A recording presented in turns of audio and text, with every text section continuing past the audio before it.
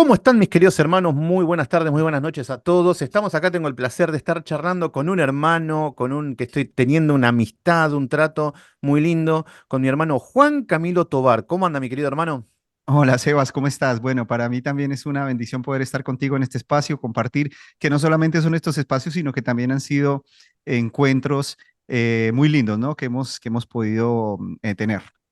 Sí, sí, y siempre nos deleitamos en lo que es predicar la palabra y analizar. Y hoy vamos a tratar un tema que a mí por lo menos me trajo traumas y calculo que al resto de los cristianos que hayan pasado por este tipo de iglesias, alguna secuela le ha dejado y lo que es el don de lenguas. Y que hasta el día de hoy que muchas personas siguen preguntándose, ¿será verdadero? ¿No será verdadero? Te encontrás con personas que te juran por sus hijos que hablan en lenguas y que hay, bueno. Hay una confusión y cada vez más poderoso y llega un punto donde si cuestionamos las lenguas ya quedamos como que estamos blasfemando contra el Espíritu Santo. ¿Es tan así o por lo menos yo lo viví que he pasado por un movimiento pentecostal, el tema de las lenguas? No, es un tema súper controvertido, es un tema que atenta contra la identidad misma de la persona porque la gente que tiene este tipo de experiencias o que afirman haberlas tenido, prácticamente desmentirlos es atacar su propia identidad y su moral, porque ellos van a decir, yo no estoy mintiendo. Entonces es un tema neurálgico, pero sí tenemos que denunciar lo que es falso, eso sí, sin lugar a dudas. Sí, sí, sí, esto la verdad que a mí me llevó tiempo cuando estuve dentro del movimiento, ver, analizar, no tenía este tal don, me decían que tenía que recibir el Espíritu Santo y dale, y no recibía nada, yo cada vez me sentía peor. Pero bueno, después abriendo un poquito las escrituras y viendo todo, pero hoy queremos traer un poquito de paz y de tranquilidad. De la misma manera que por lo menos yo cuando enseño el libro de Apocalipsis, trato de llevar paz y tranquilidad. Mucha gente alterada con el fin del mundo, que el anticristo y todo, y están así desesperados. Entonces, el objetivo es traer paz y tranquilidad y descansar en las escrituras. Y con este tema lo mismo. Ir a las escrituras y descansar y ver qué es lo que dice la palabra y no lo que está diciendo el mundo, porque hay veces que parecemos que llevamos la contraria. Pero bueno. ¿Qué te parece si empezamos a ver un poquito el marco histórico de dónde surgen todas estas cosas? Y aparece una mujer, vamos a tomar de punto de partida una mujer que tenemos por un lado la iglesia primitiva. Ya conocemos y ahora vamos a ir a ciertos versículos, vamos a ir a las escrituras, buenísimo. Hubo el don de lenguas, la palabra existe, está, algo pasó, buenísimo, no se puede negar. Ahora, hay un vacío hasta cierto año, año 1900 más o menos, donde aparece una mujer, Agnes Osman. Y esta mujer empieza a hablar en lenguas y acá empieza este movimiento. Eh, ¿Qué pasó con esta mujer? Si me nos podés contar un poquito la historia, ¿por quién fue influenciada? ¿De dónde vienen estas ideologías? Porque hay un bache muy grande entre la iglesia primitiva y acá donde empiezan las lenguas modernas. ¿Me puedes hablar de esta mujer, Agnes Osman? Bueno, esta mujer es fundamental para entender el movimiento, porque durante 19 siglos jamás nadie interpretó las lenguas como idiomas no conocidos humanos. Siempre se interpretó el don de lenguas como la facultad o la capacidad dada por el Espíritu Santo para hablar en idiomas conocidos humanos, pero aprendidos de manera milagrosa, ¿no? O sea, sería como que vos y yo empezáramos a hablar en ruso y entendiéramos el ruso y si hay rusos en nuestro espacio, entonces ellos entendieran completamente el idioma. De esa manera se entendía el don de lenguas o se entendió ese don de lenguas por 19 siglos. Pero llegado el año 1901 surge una experiencia en un grupo de jóvenes en Estados Unidos que lo lidera puntualmente Agnes Osman. ¿Qué fue lo que pasó allí? Bueno, era un grupo de jóvenes que estaba buscando intensamente la visitación del Espíritu Santo, entre comillas. Es necesario aclarar que este grupo de personas estaban influenciados por la teología de John Wesley. ¿Qué decía la teología de John Wesley? La teología de John Wesley, conocida como el perfeccionismo, nos dice que el ser humano, el cristiano, puede alcanzar niveles de perfección en este tiempo, con una segunda visitación del Espíritu Santo, cosa que no es bíblica. El Espíritu Santo no viene una, dos, tres veces, el Espíritu Santo viene una sola vez, regenera a la persona y luego empieza un proceso de llenura. No hay doble visitación. Seguramente tú habrás escuchado esa famosa predicación que dicen que una cosa es tener al Espíritu Santo dentro, otra cosa es ser vestido por el Espíritu Santo. Entonces hace como una distinción en visitaciones, cosa que no es bíblico. Claro, Y siempre hablan de, por un lado, bautismo del Espíritu Santo y llenura del Espíritu Santo. Es como que ahí es donde meten estas enseñanzas. sí, separan como esos dos eventos. Y esto no es bíblico, porque como te dije, el Espíritu Santo viene una sola vez, sella para siempre, y él empieza un proceso de llenura, ¿no? Ese Ahí proceso está. de llenura es otra cosa, no es una segunda visitación. Que sería el Eh, proceso de santificación, como conocemos. correcto. Entonces, Wesley decía que era posible buscarla, incluso, mira, la perfección en todo sentido, moral, espiritual, conductual, en todo sentido se podía alcanzar la perfección en esta época, cosa que también es antibíblico porque la glorificación será en un tiempo futuro. La Biblia dice que el que comenzó en nosotros la buena obra la perfeccionará cuando hasta el día de Jesucristo. Entonces, vender vidas glorificadas simplemente es desatender lo que dice la Biblia, eh, que nos enseña que todos somos pecadores. Hoy tenemos que confesar, como decía Martín Lutero, somos justificados, pero al mismo tiempo somos pecadores y Dios nos está perfeccionando. Eso sí es una realidad. Vamos camino a la perfección, pero la perfección no la vamos a alcanzar antes de la venida del Señor Jesucristo. Como dice el apóstol Pablo, los que cuando venga el Señor Jesucristo, los que hayan muerto en Cristo resucitarán primero y luego nosotros seremos transformados. Esa transformación y esa resurrección donde recibimos cuerpos glorificados, ese es el día de la perfección. Antes no. Sin embargo, Wesley enseñaba que sí se podía alcanzar esa perfección en este tiempo y que eso tenía que ser como una visitación del Espíritu Santo y se tomaban de Hechos 2. Entonces Wesley, quien es el padre del perfeccionismo, influenció a Agnes y a este grupo de jóvenes. Este grupo de jóvenes, quizás de una manera sincera y buscando esa supuesta perfección, empezaron a orar, a tener vigilias. Se les abona que es una necesidad o un intento de buscar más a Dios. Eso se les abona, ¿no? Pero entonces, en una de estas búsquedas de cosas más allá de las que van más allá de las escrituras, Agnes dice que recibe el don de lenguas y ella empieza a hablar supuestamente en coreano o en chino, no sé, alguna lengua asiática. Y los que estaban en su entorno empezaron a decir que ella estaba hablando efectivamente en coreano o chino, pero la gran objeción es que ninguno de los que estaban ahí sabían chino. Eh, entonces, ella incluso escribe unas notas y ellos decían, está escribiendo en chino. Bueno, tengamos en cuenta que en 1901 era más difícil comprobar este tipo de experiencias. Entonces, su pastor, Charles Parham, eh, viene y se encuentra con todo este mover y estos chicos diciendo que Agnes estaba hablando en chino. Entonces, pues claro, lo primero que pensaba una persona con mentalidad pre-movimiento pentecostal era, bueno, esto es para las misiones. Y mandan a este grupo de jóvenes a predicar a Asia. Y cuando llegan a este lugar, se encuentran con un gran fracaso. Nadie los entiende y ellos no entienden a nadie. Y tienen que volver derrotados a Estados Unidos. Pero pues ellos decían, mi experiencia es real, lo que vivimos era real. Era, claramente fue un evento emotivo, emocional, pero ellos no lo veían así, ellos querían darle un título teológico, espiritual. Entonces, en esa frustración y en ese cuestionarse a sí mismos, surge una gran idea. Y entonces ellos resignifican su fracaso y dicen, no son lenguas humanas conocidas, son lenguas del cielo, son lenguas angelicales. Entonces con eso le pusieron una venda, una curita, no sé cómo le dicen en diferentes países, una bendita al tremendo fracaso y con eso quedan, lo vindican, vamos a decir. Con eso ya es como que Queda la eh, conciencia tranquila y queda la salieron del conciencia ridículo. exactamente y con el negacionismo, ¿no? Entonces, bueno, todo este movimiento, aquí nace el pentecostalismo, 1901, con Charles Parham, Agnes Osman, esta corriente llega hasta Susa en 1909 y bueno, ya conocemos toda la explosión de este mover pentecostal. Con William Charles, Seymour. con William Seymour, Charles Parham va y habla con William Seymour y le dice, mira, este movimiento que tú estás teniendo en tu iglesia es mío, yo lo tengo que administrar.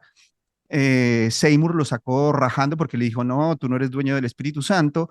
Y hubo toda una serie de disputas, peleas, guerra de poderes. Bueno, la teología de Parham era nefasta.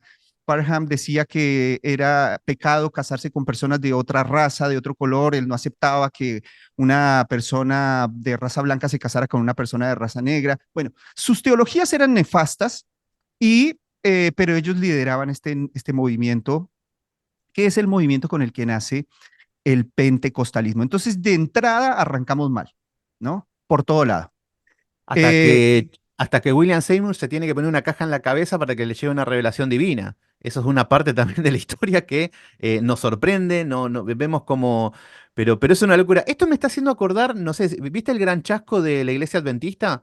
Cuando sí, estuvieron todos esperando que venga la segunda venida, no vino, y ante tal fracaso y ante tal movimiento en marcha, tuvieron que decir que en el año 1844, en el santuario que está en el cielo, el Señor que estaba en el lugar santo pasó al lugar santísimo. Mirá sí. cómo solucionaron las cosas. Entonces, de la misma manera vemos cómo a sus herejías y sus falsas enseñanzas tienen que aplicar algo que les calme la conciencia. Es increíble cómo actúa el hombre Sí, ante la soberbia de no, de no darse por vencido. tienen que resignificar su fracaso y de alguna manera salir librados. Esta historia de Parham y de Osman la describe muy bien John MacArthur en su libro Fuego Extraño.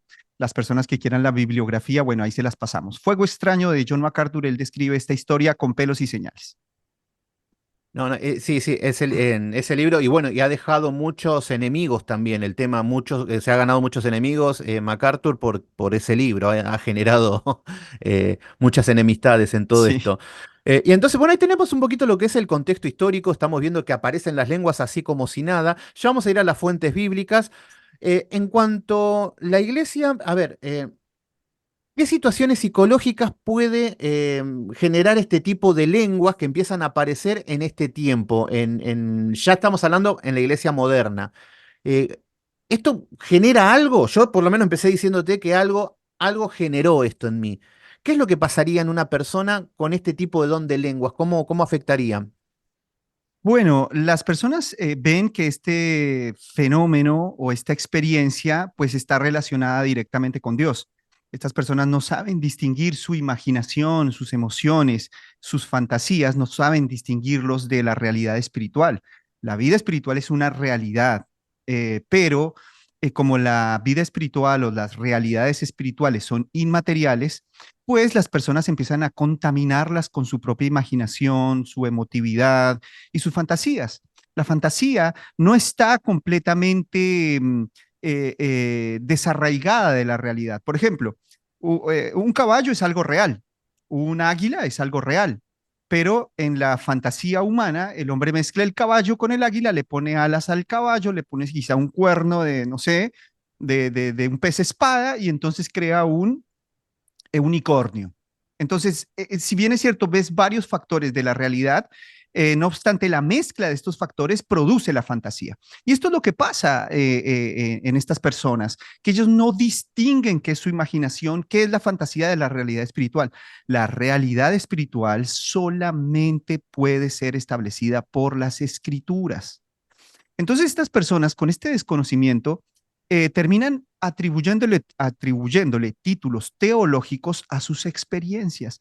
Y las experiencias no son fuente de información teológica, porque como yo siempre digo, si nosotros tuviésemos que darle crédito a todas las experiencias de la humanidad, entonces tendríamos un Dios que es mezcla entre Thor, Ganesha, Shiva, Elohim, Yahvé, Mazda, porque hay que escuchar a todo el mundo. Y todo el mundo afirma recalcitrantemente que sus experiencias son legítimas. Y que están a la pero altura de las escrituras, ahí está el Pe- problema. Exacto, claramente hay un patrón, claramente hay una línea en la que nos tenemos que someter, porque nosotros no somos omniscientes, entonces tenemos que ceñirnos a la verdad de las escrituras. Esto es básico para no caer en subjetividades ni ser presos de nuestras propias fantasías. Y en cuanto al contexto cultural, ¿cómo podés contarme un poquito en cuanto al tema de la historia? ¿En qué momento cultural se encontraban en Estados Unidos? Eh, un poquito en cómo fue el impacto, por ejemplo, porque no es lo mismo en el contexto en el que estaba John Wesley, que había mucha pobreza, muchos enfermos, entonces por eso un poco esa iglesia móvil que iba a las plazas y tenía que ver con esa necesidad. Pero después nos vamos a en Estados Unidos, donde ya el superhombre era como que se estaba implantando donde conseguía todo, por eso también empiezan a declarar todo, empieza... Ya un poquito el contexto, hay una diferencia entre John Wesley y lo que estamos viendo acá con este movimiento que empiezan a hacer en Estados Unidos. Pero, ¿cómo impacta el tema de la sociedad y la cultura en cuanto a este tema? Bueno, claramente nosotros tenemos que ver que si hacemos un contraste con Hechos 2 es un evento, ese derramamiento del Espíritu Santo y las lenguas que se dan en ese momento, es un evento de naturaleza divina, clarísimamente. Lo que hoy pasa es una experiencia de naturaleza cultural. Nosotros venimos después del Renacimiento de la entrada del antropocentrismo, el humanismo, tenemos un énfasis en el ser humano, ¿no? Y ese énfasis en el ser humano ha hecho que de una manera errada se divinicen algunos asuntos, ¿no? Entonces, hoy estamos bajo una influencia cultural humanista. Tenemos que entonces hacer esa distinción. El fenómeno de hoy de la Iglesia Pentecostal es un fenómeno cultural, socio-religioso, y lo que pasó en Hechos 2 fue un evento, un fenómeno de naturaleza divina. Entonces, hoy nos estamos enfrentando a eso, a un movimiento cultural humanista, existencialista, quizás diría yo, donde se le da más autoridad a los sentidos que a las mismas escrituras. ¿Por qué? Mira que esto pasa, por ejemplo, con los movimientos progresistas.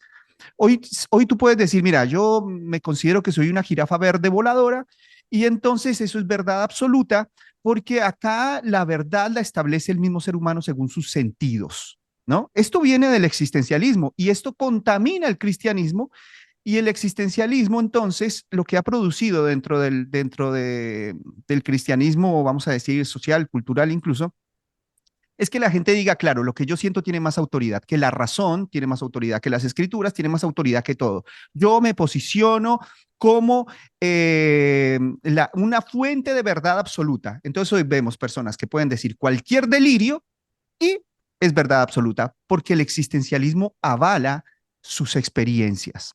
Entonces, hoy no estamos viviendo un evento de naturaleza milagrosa o de naturaleza divina. Hoy estamos viviendo un fenómeno socio-religioso, sociocultural. Esa es la gran diferencia entre lo que pasó en Hechos 2 y lo que empezó a pasar con Wesley. Y bueno, eso ha venido evolucionando hasta nuestros días, donde ya cualquier disparate, cualquier absurdo, cualquier delirio es verdad. ¿Y qué papel juega todo esto en las emociones del creyente que va a una iglesia y se encuentra con todas estas cosas? Por ejemplo, el otro día yo estaba reaccionando a un predicador que decía que él fue arrebatado al cielo y Dios lo mandó a la fortaleza de Satanás. Entonces le dio vestiduras santas y él tenía que abrir las cárceles de los cristianos que estaban presos. Y entonces él le daba las vestiduras santas y le decía, no vuelvas a pecar más. Entonces, y yo puse eso como la tontería más grande que había escuchado, y aparecía gente que me decía, ¿y cómo sabes que es mentira? ¿Por qué lo cuestionas? ¿Vos porque no crees las esferas espirituales? Y ahí donde decimos cómo impacta todo este tipo de emociones, estos sentimientos, cómo impacta en el creyente que empiezan a congregar en este tipo de iglesias con todas estas cosas. Bueno, nosotros tenemos que partir de la realidad de que los sentidos nos engañan. Yo puedo ver una persona a lo lejos y confundirla con otra, y yo no puedo basarme completamente en lo que mis sentidos perciben. Uno de los sentidos en los que más nos apoyamos es la visión, y pues la visión es tremendamente engañosa. Nosotros cuando tenemos un sueño, todo ser humano sueña, Todo ser humano tiene imágenes en su cerebro, dialoga adentro de los sueños con personas que él conoce, incluso hasta el timbre de la voz de las personas con las que sueña es el mismo que en la realidad, porque el cerebro tiene la capacidad de guardar incluso el timbre de voz en la memoria. Entonces, pues claramente un sueño es una distorsión de la realidad, ¿no? No todo sueño es teológico, los sueños teológicos son los bíblicos, nuestros sueños son de índole natural. Ahora, fíjate cómo nosotros nos despertamos de un sueño y nos podemos despertar alarmados o nos podemos despertar contentos, porque eso influencia nuestras emociones. Ahora, todo eso que se experimentó visual, auditiva y sensorialmente es falso. Por eso nuestros sentidos nos engañan. No podemos seguirlos a ellos porque de alguna manera, pues Dios también estableció la razón para que con ella nos relacionemos con la verdad, con la realidad. La razón es un factor importantísimo para relacionarnos con la realidad y con la verdad. Y si nosotros hacemos caso omiso a la razón y empezamos a darle más autoridad a los sentidos, vamos a ser engañados, engañados terriblemente. Entonces, fíjate que, por ejemplo, la psicología, los neurocientíficos nos muestran imágenes donde a primera vista tienes una interpretación de algo, pero si lo analizas un poco más a profundidad, vas a ver otra imagen, otra silueta, otro significado. Entonces vemos a un cerebro que necesita profundizar en la realidad porque la realidad lo engaña. Nosotros somos pobres en nuestro acceso a la realidad, nadie es omnisciente. Entonces, el problema de esto es que las personas le dan mucha autoridad a los sentidos.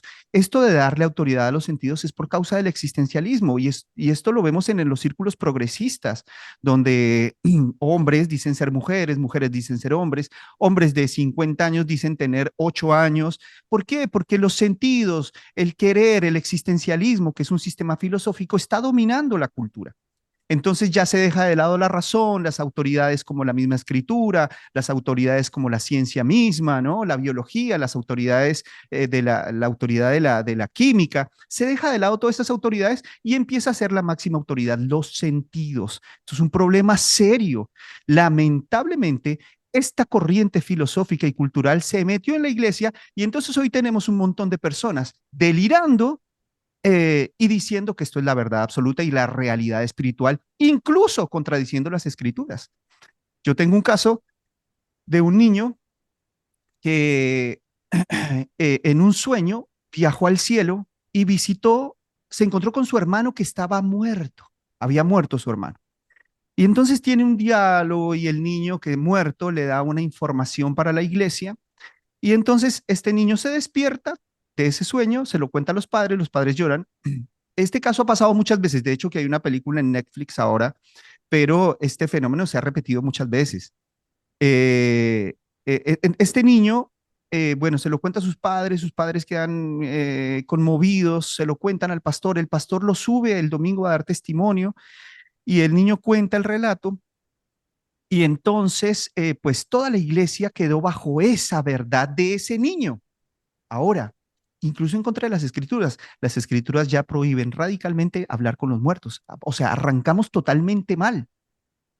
Y encima, la doctrina que trae este niño contradice las escrituras, porque esto es la doctrina del estado intermedio, es la doctrina que nos explica qué pasa cuando un hombre muere hasta que Cristo viene, ¿no? Todo ese periodo en el que las personas están muertas en este tiempo antes de que Cristo venga, eso se conoce como la doctrina del periodo intermedio. Esta iglesia terminó basando más su doctrina del estado intermedio en las declaraciones del nene que en las escrituras. Contradecían a las escrituras. Entonces acá se vale todo.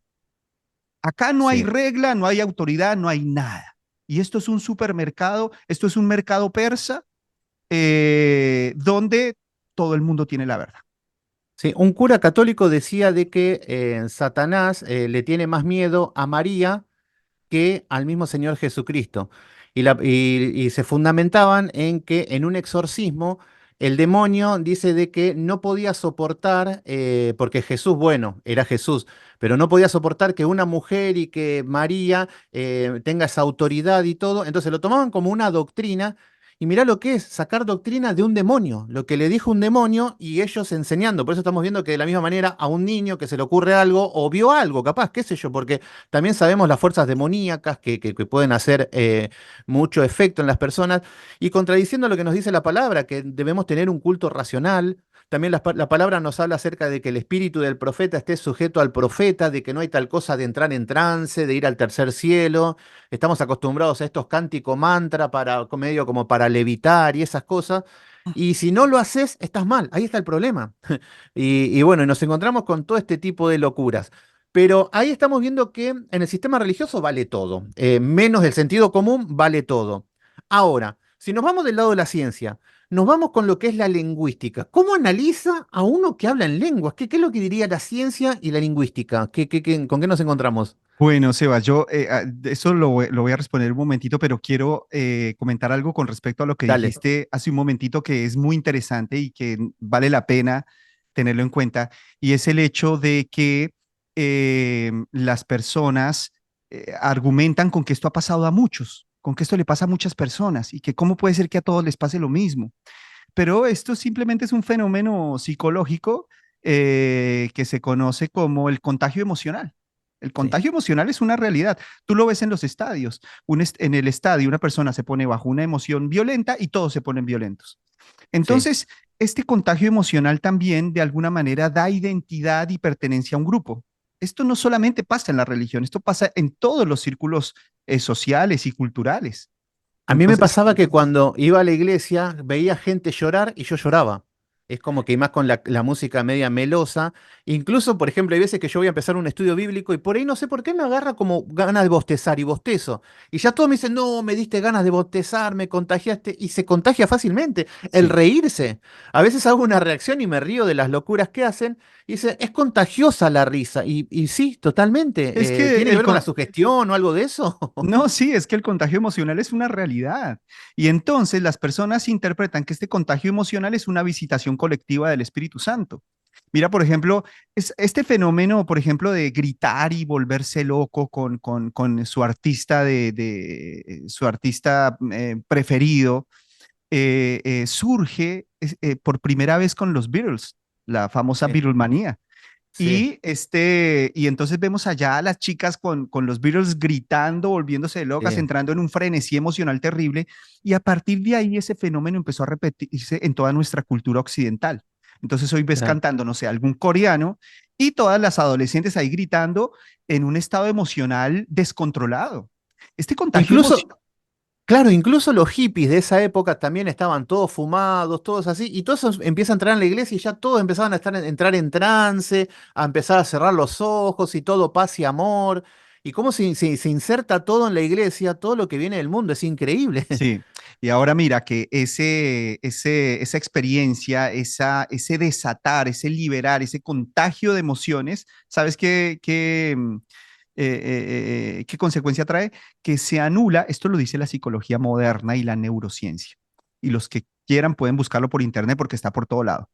Una emoción intensa anula el lóbulo frontal del cerebro, que es con lo que nosotros razonamos. O sea, una emoción intensa te deja sin razón. No, el razonamiento queda anulado. Es como cuando una chica se enamora de un delincuente, pero es tan intensa la emoción que él lo ve perfecto, ya lo ve el príncipe azul, el Mesías histórico. Porque ella no razona. ¿Qué le La dicen los razón. padres? ¿Qué le dicen los padres? Razona, mira, esto no te conviene, vas por mal camino. Ella no razona. Ella está bajo la influencia de una emoción intensa y la razón está anulada. Entonces, esto es lo que pasa en las iglesias pentecostales. Es una sobredosis emocional y un bloqueamiento de la razón, y estas personas no se están relacionando con algo, una realidad espiritual, sino que se están relacionando con una distorsión de la realidad y sus sistemas racionales totalmente anulados.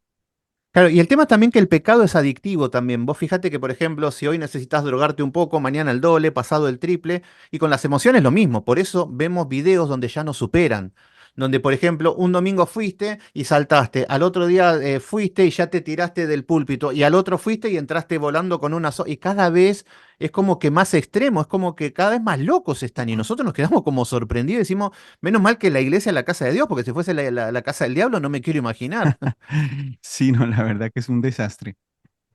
Y bueno, y ahora Sí, abordando lo que dice la lingüística, eh, a mí me llamó la atención mucho que yo le hice un análisis con inteligencia artificial a Maffei Walker y le hice algunos otros pentecostaloides por ahí, sin, bueno, quiero decir esto, que yo reconozco que hay personas dentro del movimiento carismático y dentro del movimiento pentecostal que son sinceros, son cristianos sí, legítimos, reales, y que el sí, Espíritu sí, sí, Santo los va a llevar a toda verdad. Pero hay otros que son una farsa, que son sí. un completo desastre. Y bueno, con inteligencia artificial hice un análisis de Maffei Walker y hice un análisis de estas personas que hablan en supuestamente lenguas angelicales. Y lo que arrojó la inteligencia artificial es que, por ejemplo, en el caso de Maffei Walker, ella usa fonemas conocidos. ¿Qué es un fonema? Un fonema es el sonido que nosotros emitimos y ese sonido tiene un significado y los fonemas son distintivos de cada idioma. Por ejemplo, bueno, la A tiene un sonido para nosotros, tiene un símbolo y tiene un significado. Ese sonido de A puede cambiar dependiendo la cultura o la zona donde nos encontremos en el mundo. Por ejemplo, nosotros acá en nuestro sistema español pronunciamos la R con un movimiento de lengua especial y el paladar, pero la R no la nombran en muchos otros idiomas. La R la nombran en Estados Unidos o en el inglés no se pronuncia así. Por eso tú ves que cuando un norteamericano o una persona de habla inglesa dice carro, ellos van a decir carro.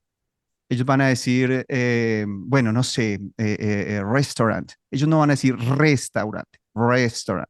Entonces, la fonética que usan estas personas es española. Por ejemplo, rabasaya Mm, ya es una R del español, claro, ya es un sonido del español, pero es un ya sonido sería del... una lengua local, no sería universal. Exacto, es una lengua local, es un sonido local, es un fonema en español. A Maffei Walker se le dice que ya está usando fonemas en español, pero obviamente que inventados, ¿no? Estos son palabras inventadas con fonemas en español, porque claramente ya no habla como hablaría un francés o como habla un yanqui, porque pues son otro tipo de fonemas. Entonces, ¿cuáles son los fonemas que usan? En castellano. Si tú miras y analizas una persona que habla supuestamente en lenguas, usan fonemas castellanos. Entonces, están es inventando como loco. Ahora, estos fonemas no siguen un patrón o un sistema lingüístico, porque los fonemas también tienen un patrón y una organización. Los lingüistas expertos pueden incluso llegar a interpretar este tipo de cosas o a mirar cómo se conjugan, cómo se unen, cómo funcionan. Bueno, en el caso de estas personas que hablan en lenguas, Maffei Walker, que por ejemplo habla en lenguas galácticas, eh, Alienígenas, ¿no? Son la al- de ella, alienígenas alienígenas, son. Sí. alienígenas. Estas personas no tienen un sistema ordenado, coherente, fonético, dicho por la inteligencia artificial. En una entrevista, que quizá pongamos ahí el videito, en una entrevista que le hacen a Chris Hemsworth, el de Thor, él le dicen que Mm, cómo es estar con su esposa, creo que la esposa de él le habla en español, y entonces él empieza a imitar cómo él entiende el español y empieza a decir, no, cuando mi esposa está por ahí retando, regañando, ella empieza taca, taca, taca, taca, taca, y él empieza a imitar el español, obviamente inventado, como cuando nosotros inventamos el inglés, ¿no? Es común que claro, nosotros digamos, por ejemplo, no sé, en lugar de decir ventana, para imitar el inglés decimos ventanation. claro. Entonces, ellos también inventan como si estuvieran hablando en español, pero no hablan en español, simplemente hacen una imitación fonética. Entonces Chris empieza a decir taca, taca, taca, taca, taca, y yo digo, uy, este lo agarró el Espíritu Santo porque empezó a hablar en lenguas. Claro, sí, no.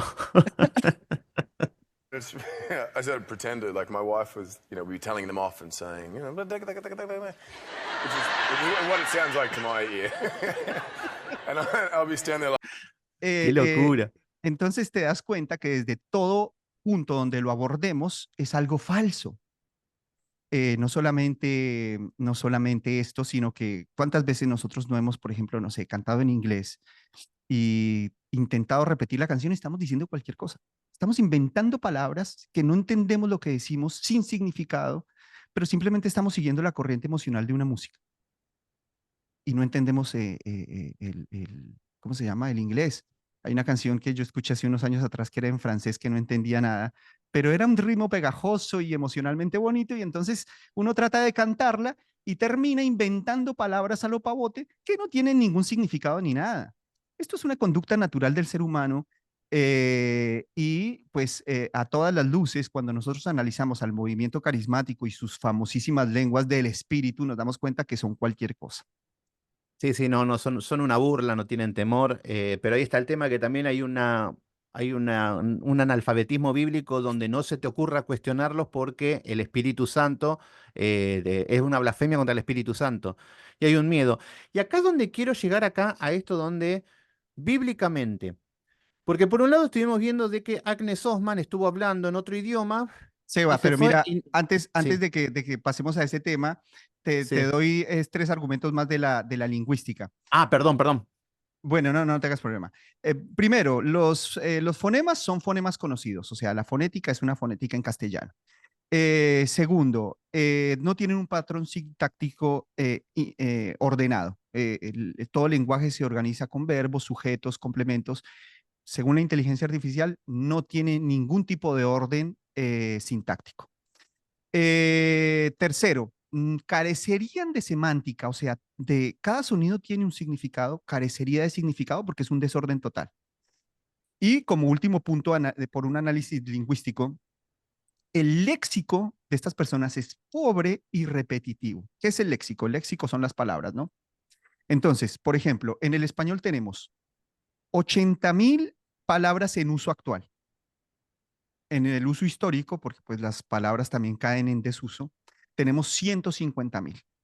Entonces, si en el español tenemos, que es un idioma humano, tenemos 80.000 palabras en este momento en uso actual, estas personas pretenden resolver la complejidad de un lenguaje con 30 palabras, a reventar, Y con con 40, suerte, algunos y tienen con dos nada más y las algo, repiten hasta el cansancio. y con rabasalla te cabe todo un libro. O sea, puede tener 10.000 millones de significados. Entonces, estas son las críticas de la lingüística eh, por la inteligencia artificial. Este sí ya fue un trabajo que yo hice. Fonemas conocidos, pero palabras inventadas, un patrón sintáctico inexistente, ausencia de semántica y un léxico pobre y repetitivo. Y bueno, con esto Muy bien. cerraríamos lo de la Sí, lingüística. muy bien, y eso es lo que diría la ciencia. Pero el tema es que nos vamos a el marco religioso y esas dos palabras generarían muchas cosas. Pero antes de tocar ese tema, de entrar ya en los versículos bíblicos y todo esto, hay algo que yo creo que acá está el problema y la confusión. Así como estuvimos viendo de que esta mujer, Agnes Osman, que se puso a hablar en un idioma y estaban emocionados con que era alguna lengua, porque la palabra nos dicen que las lenguas eran idiomas. Porque todos leen Hechos de los Apóstoles, capítulo número 2, pero no leen del versículo 9 en adelante, donde nos dicen qué tipo de lengua, medo, partos, elamitas. Entonces, la lógica es que el don de lenguas era, según las escrituras, de que una persona predicaba el evangelio, las maravillas de Dios, en otro idioma, y ahí estaba el poder decir, esto viene de Dios. Esto es la evidencia de que era el Cristo, el Mesías, y la evidencia de que tenían el Espíritu Santo.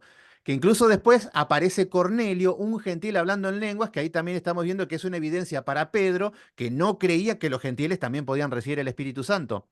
Pero no más que eso, vemos dos capítulos que hablan toda la Biblia de las lenguas, pero después no lo vemos a lo largo de todo, de todo de lo que nos hablan ni de las cartas pastorales ni de nada. Pero bueno, más allá de esto, lenguas, idiomas, idiomas humanos, hasta ahí estamos bien. Sí. Pero después hay solamente dos versículos donde van a aplicar de que esas lenguas que son idiomas pasan a ser glosolalias. Porque por un lado vemos la xenoglosia, que sería el tema de hablar en otro idioma que uno no conoce. Bien, pero las glosolalias que nos habla acerca de algo inentendible, y ahí estamos viendo todo esto, la locura que no tiene sentido común. Pero solamente hay dos versículos, Camilo, y quiero que me los analices un poquito. Uno va a ser lenguas angelicales. ¿Qué nos estaba hablando Pablo? De que si hablare lenguas angelicales. Y otro nos habla en Romanos capítulo número 8 de gemidos indecibles. Esos son los únicos dos versículos que hay que ni se asemeja para nada para mí, pero es la única evidencia que tienen para decir que lo que están hablando es un lenguaje de Dios, que Dios habla con ese lenguaje repetitivo, absurdo y tonto y aniñado, porque, por ejemplo, también se van a Isaías y donde dice de que el Señor le va a hablar con lenguas de tartamudo, entonces ellos hablan como tartamudo, o como bebé, ta, ta, ta, ta, ta, pa, pa, pa, pa, pa. Entonces, Sí. y esas son las lenguas. Entonces, este fundamento que, a ver, yo te quiero preguntar, ¿hay la posibilidad de que esto sea una lengua de parte de Dios, que alguien diga pa, pa, pa, pa, pa, y yo por ahí blasfeme contra el Espíritu Santo por cuestionarlo? ¿Qué me dicen las Escrituras? No, no tiene ningún tipo de sentido. Esto debemos analizarlo bajo el concepto de la revelación progresiva. Pero antes de eso, eh, es importante que establezcamos cómo surgen los idiomas en la historia bíblica. Bueno, nosotros sabemos que Dios crea al hombre y lo hace un hombre de naturaleza social. Eso significa que somos hablantes. O sea, con el lenguaje nos relacionamos. El lenguaje es muy importante para el relacionamiento. Es fundamental. Las conexiones, incluso conexiones muy íntimas entre seres humanos, están basadas en el diálogo, están basadas en el lenguaje, en el habla.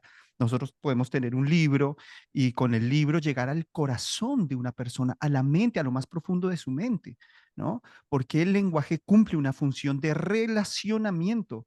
Cuando Dios crea al hombre, lo crea para relacionarse con el hombre mediante el lenguaje y el habla con Adán, por ejemplo. Entonces, ahí el idioma estaba perfecto. Dios no hizo a Adán con un idioma, a Eva con otro idioma, a la serpiente con otro idioma. No, la Biblia no describe que Dios eh, hizo los idiomas de una manera como hizo todo en la creación, ¿no? Y cuando él terminaba cada cosa en la creación, él decía que eso era en gran manera bueno. Él, cuando terminó la creación, no creó idiomas. Él solamente creó al hombre de manera social y por el medio del lenguaje se relaciona. ¿Qué pasa por allá en Génesis capítulo 9? Que el hombre, por su soberbia, quiso edificar una torre hasta el cielo, hacerse un nombre que perdurara para siempre, y entonces vio Dios que la maldad de los hombres era mucha. ¿Y qué hizo Dios? Un juicio de división, que los hombres no se entendieran más, que los hombres ya no tuviesen una relación lingüística. Entonces aquí esto fue un milagro para juicio y en ese milagro surgen los idiomas. Los idiomas y la confusión idiomática, la confusión lingüística surge por un juicio de Dios. No es una bendición la multiplicidad idiomática, es una maldición. Entonces Dios, como se propuso en Cristo restaurar todas las cosas, una de las cosas que van a ser restauradas es el lenguaje. O sea, una sola lengua. Está bien que en el texto que se habla, obviamente que tiene también mucho que ver la moral, ¿no? Hablar con verdad y Dios restaura el lenguaje y él habla con verdad, pero también puntualmente la lingüística, ¿no? Por eso en Hechos 2, cuando se produce el milagro, todos entendían. Entonces, fíjate que el milagro era entender, que el juicio fue no entender. Y ahora la restauración es entender. Por eso yo digo que en este movimiento carismático y este falso movimiento de nuevas lenguas, en realidad lo que vemos es un Babel chiquito o una propagación de Babeles, vamos a decir, porque no se Confusión. entiende, confusión, no entiende nadie nada. Y Dios no es un Dios de confusión, Dios es un Dios de orden, Dios es un Dios de relacionamiento, de entendimiento. Entonces, cuando las personas intentan decir que son lenguajes galácticos, que son lenguajes, qué sé yo, de ángeles espirituales, eso no tiene nada que ver, porque no están cumpliendo el patrón de restauración, que es el entendimiento. Todo lo contrario, están cumpliendo el patrón de Babel, que es la separación, la división. Con el texto que tú mencionabas de Corintios, donde se nos Primera de Corintios dice 13, versículo número 1. que Pablo dice, si yo hablase lenguas humanas y angélicas, ya sabemos que es una hipérbole. Cualquier persona que lee el texto se va a dar cuenta que es así. Él está haciendo una exageración para darle énfasis a una idea. Este concepto de lenguas angelicales, en el único lugar que queda registrado es ahí. Y Pablo lo está usando como una hipérbole y como una ironía. Pablo está siendo irónico.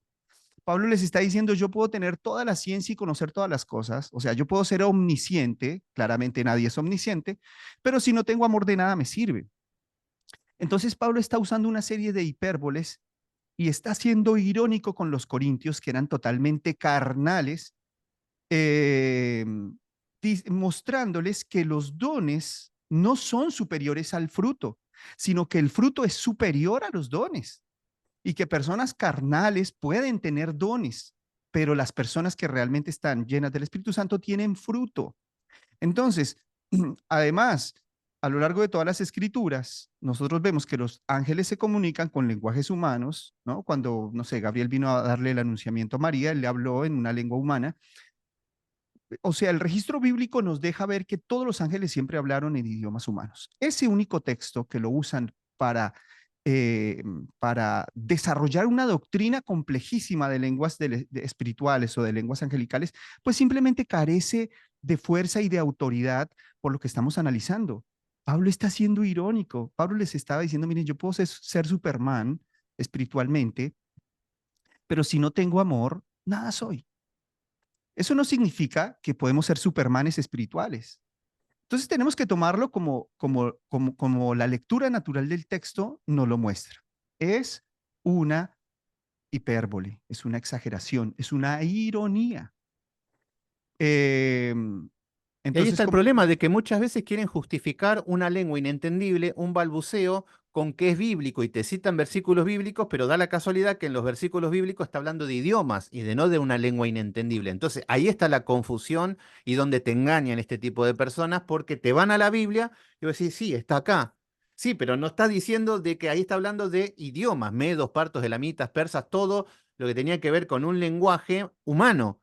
Y con lo que te vienen es con un lenguaje inentendible, ahí donde no entienden las personas y ahí donde te confunden y ahí donde si cuestionás estás blasfemando contra el Espíritu Santo. Es una locura todo eso. y además tener presente que Pablo está poniendo orden a la distancia. Pablo no está en ese lugar comprobando que son lenguas reales. O sea, Pablo está asumiendo que si hay lenguas, por ejemplo, que es para nosotros y dentro del marco bíblico es la predicación, la profecía, ¿no? Pablo no lo está presenciando. Pablo está corrigiendo el abuso de un don legítimo a la distancia. ¿Me hago entender? Sí, Eh, totalmente, pero incluso culturalmente, en ese huequito que encontramos desde la iglesia primitiva hasta donde aparece Agnes Osman, ahí, a ver, por ejemplo, por acá había notado los tipos de, este tipo de lenguas no se practicaban dentro del cristianismo, sino fuera. Y habían, por ejemplo, monjes tibetanos, vudú, brujos, curanderos de Haití. Este tipo de personas sí hablaban en estas lenguas, da la casualidad, pero fuera de la iglesia cristiana. Así que en todo ese tiempo vemos que también las culturas paganas, por ahí estaba este tipo de balbuceos, pero no sí, tenía nada que ver con el cristianismo. sí, sí, sí, sí, sí. Y el balbuceo tiene un significado. Esto ni siquiera tiene porque el balbuceo se asocia con los niños. Y ellos tratan de comunicarse con balbuceos, pero esos balbuceos tienen un significado. Sin embargo, estas palabras no tienen ningún tipo de significado. Es como cuando yo ponía el ejemplo que cuando nosotros veíamos una película en inglés con mi hermana, que teníamos 6 7 años, y salíamos y empezábamos a hablar en inglés y empezamos a inventar palabras, pero nadie sabía inglés. Entonces, como te digo, esta necesidad de comunicarse en otro idioma nos hace producir ese tipo de comportamientos, pero no son para nada lenguas o idiomas reales. Es un juego. Yo por eso les digo en muchas ocasiones, en los cursos, en los talleres, no estamos jugando a la iglesia. No estamos, las cosas de Dios son serias. Esto no es un juego. Pero muchas personas toman esto demasiado a la ligera y realmente terminan profanando lo que es sagrado. Así que bueno, a todas las luces, como te dije, tema de Corintios, primero los Corintios 13, pues es una hipérbole y como te dije, este fenómeno de hoy en día es un fenómeno cultural. Aquí quizás estamos abordando un fenómeno de naturaleza divina real, pero lo que hoy estamos viendo es un fenómeno sociocultural, no es un Y si fenómeno yo quiero justificar esas milagroso. lenguas con Romanos capítulo 8 que dice gemidos indecibles, porque me han justificado muchas veces de que son gemidos indecibles. Pero si son indecibles, no está hablando de que salen por las cuerdas vocales, no sé, o cómo se podría aclarar ese tema para las personas que quieren justificar estas lenguas inentendibles con Romanos 8. No, lo que Pablo está diciendo ahí es que, es que Dios interpreta aún nuestros sentimientos, que nosotros podemos gemir y ese gemir tiene un significado, tiene quizás un dolor, una angustia, y Dios, que es omnisciente, Él sabe incluso qué es lo que significa un gemido. Ahora, esto no tiene nada que ver con lenguajes, Claro, pero encima significa dice indecible. indecibles, Yo la misma justamente, ahí palabra. la misma palabra lo dice. Y lo que está haciendo énfasis en la omnisciencia de Dios, que Él conoce todas las cosas, no en que el hombre tenga un lenguaje, vamos a decir, así como lo podría intentar argumentar el movimiento carismático. Bueno, pero si quiero seguir defendiendo las lenguas, Marcos 16:17 me dice que hablarán nuevas lenguas. Entonces ahí estamos hablando nuevas lenguas con el Rabasaya. ¿Cómo se interpretaría este texto para las personas que tienen la defensa del don de lenguas que no tiene ningún argumento, solamente No. tratan de sostenerse con cualquier versículo y uno de ellos es Marcos 16:17? Sí, bueno, aquí tenemos que entender el concepto de la revelación progresiva. ¿Qué es la revelación progresiva? La revelación progresiva es que Dios fue dando información de manera paulatina a lo largo de la historia, información revelada. O sea, Dios fue acumulando información con sus profetas hasta que llegó a la plenitud en Cristo y se selló la visión y la profecía. Entonces, por ejemplo, cuando el hombre sale expulsado del Edén, Dios da una revelación. ¿Cuál? Que de la mujer saldría un varón que pisaría la cabeza a la serpiente. O sea, un salvador vendría de la mujer. Esto nos deja la información de que el salvador sería un humano.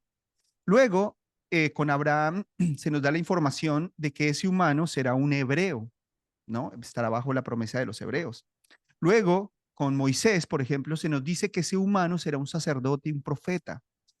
Luego, con David se nos dice que ese humano será un rey que, vamos a decir, administre políticamente el mundo perfecto. Luego, en Isaías, que es muy importante, se nos dice que será un Emanuel, o sea, un Dios con nosotros. Pero fíjate cómo va progresando la información, ¿no? Cómo Dios va dando la información. Dios no le soltó todo a Abraham de una sola, ni a Claro. Moisés, sino que Dios lo fue dando de manera progresiva y acumulativa hasta que llegó toda la expresión de la voluntad de Dios en Cristo y Cristo sella la profecía. Daniel 9:24 nos dice que el Mesías sellaría la visión y la profecía. Entonces ahí se cierra, se acaba, se termina, cesa la revelación, porque Dios no tiene más nada que decir más allá de Jesucristo, ¿no? Jesucristo es la plenitud de lo que Dios nos quiere decir. Juan capítulo 1, verso 1 nos dice que Él es el verbo de Dios encarnado, entonces con Él se sella la profecía. Apocalipsis 22:18, el mismo Señor Jesucristo dice que no se añadirá más a esta revelación, porque el que añada profecía a esta revelación, bueno, sobre él caerán las plagas en este libro de escritas. Yo sé que muchos dicen que esto es solo para Apocalipsis, pero desde el concepto de la revelación progresiva, esto se ve como algo ya definitivo. Y bueno, ese Y sería cuando otro. Juan, y cuando Juan dice que los profetas fueron hasta el Señor Jesucristo, ¿qué significaría? ¿Tiene que ver con esto más o menos, con lo que estás Sí. diciendo, que en Cristo se cumple la profecía? ¿O cómo sería? Porque hoy también vemos nuevos profetas, pero ¿cómo sería eso en cuanto a este tema? En cuanto a este tema, sí, claro, Lucas 16:16 nos dice, los profetas fueron hasta Juan el Bautista. ¿Por qué? Porque Jesús es el profeta definitivo, es el último profeta. Muy bien, por eso ahí ya tiene que ver con más o menos con lo mismo también de lo que estamos hablando, ¿Y por qué es importante que Jesús sea el último profeta? Porque ya no va nadie a venir a decirnos más nada. Fíjate que todos los profetas que vinieron después de Cristo, ellos reclaman ser el último. Uno de los grandes ejemplos, y es uno de los padres de una de las más grandes religiones del mundo, es Mahoma. Mahoma se presentó como el último profeta o el profeta escatológico. Entonces yo tengo la posta, yo tengo la última. Yo les digo cómo hay que interpretar la Torá, el Nubín, el Ketubín, los evangelios, y Esto es la verdad última, Mahoma, 600 años después de Jesucristo. ¿Por qué para nosotros es importante que Jesucristo sea el sello de la revelación? Porque ya no va a venir más nadie a mostrarse como el último profeta. Ahora, ¿por qué es importante esto? Porque si se cierra la revelación, porque si se termina la profecía, entonces todos los dones hablados cesan. Todo lo que es revelación, profecía y lenguas debe cesar en Cristo, ¿no? Debe cesar con la venida del Señor.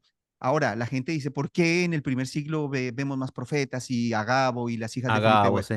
bueno, eso ahora lo abordamos. Lo importante ahora es entender que la revelación progresiva nos muestra cómo Dios entonces de manera acumulativa y paulatina fue entregando información en aumento hasta llegar a la plenitud en Cristo y se sella la visión y la profecía. Y ahí ya tenemos todo lo que Dios quiere darnos a saber a nosotros.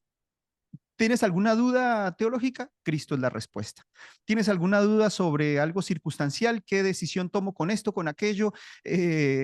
Cristo es la respuesta, ¿no? Y ya sabemos que la base de toda respuesta es la gloria de Jesucristo. O sea, todo lo que tenemos que hacer nosotros en la vida, circunstancial, emocional, espiritual, cualquier decisión que tengamos, tienes que ser como Jesucristo. Si tú eres como Jesucristo, dale para adelante, porque Dios es soberano y nadie se sale de su voluntad decretiva, ¿no? Entonces, una vez que entendemos que la revelación cesa, con ella cesan los dones hablados.